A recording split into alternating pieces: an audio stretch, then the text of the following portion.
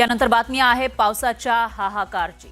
अरुणाचल प्रदेशमध्ये पावसाने थैमान घातलेला आहे। गेल्या काही दिवसांपासून सुरू असलेल्या मुसळधार पावसामुळे इथं पूरस्थिती निर्माण झाली आहे। अनेक भागात पूर आलाय, त्यामुळे प्रचंड नुकसान झालं आहे। पुरात अनेक घरं वाहून गेली आहेत आणि काही जण बेपत्ता आहेत। केई पॅनोर महामार्गावरील पूलच वाहून गेलाय।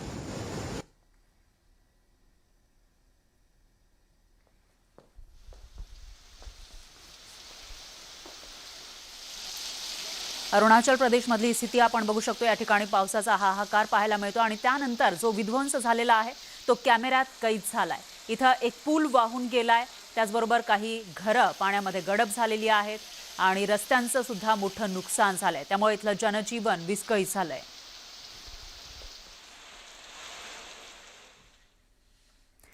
यानंतर बातमी आहे अधिवेशनाची। विधिमंडळ अधिवेशनामध्ये आज भाजप आमदार दरेकर आणि शिवसेना आमदार बच्चू कडू यांच्यामध्ये जोरदार शाब्दिक चकमक झाली। हा वाद होण्याचं कारण म्हणजे मंत्री बाबासाहेब पाटील सभागृहात उत्तर देत होते, त्यावेळेला आमदार बच्चू कडू यांनी मध्येच मुद्दा मांडण्याचा प्रयत्न केला। त्यानंतर भाजप आमदार प्रवीण दरेकर यांनी बच्चू कडूंना चांगलंच सुनावलं। आधी मंत्र्यांचे उत्तर पूर्ण होऊ द्या, केवळ गृहीतकाच्या आधारे बोलू नका असं सुनावत प्रवीण दरेकर यांनी बच्चू कडूंच्या भूमिकेला विरोध केला। कर्जमुक्ती कोणत्या निवडणुकीच्या पार्श्वभूमीवर दिलेली नाही, डोळ्यासमोर ठेवून नाही। आता काही निवडणुका कुठल्या नाहीत। पुढील काही वर्षात कोणतीही मोठी निवडणूक नसताना केवळ शेतकऱ्याच्या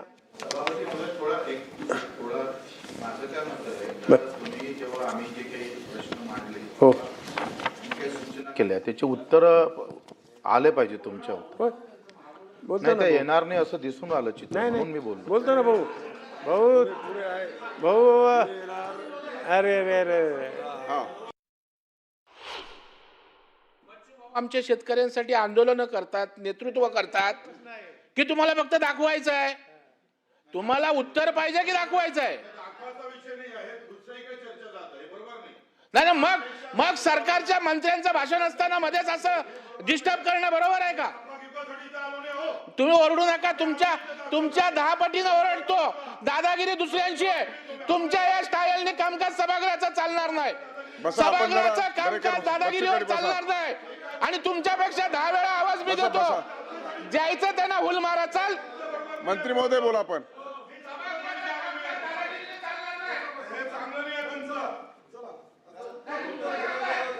मंत्री महोदय उत्तर द्या।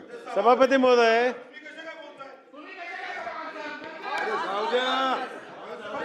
बच्चू भाऊ बोलतो ना प्लीज। बच्चू भाऊ बसा जरा, आपण खाली बसा।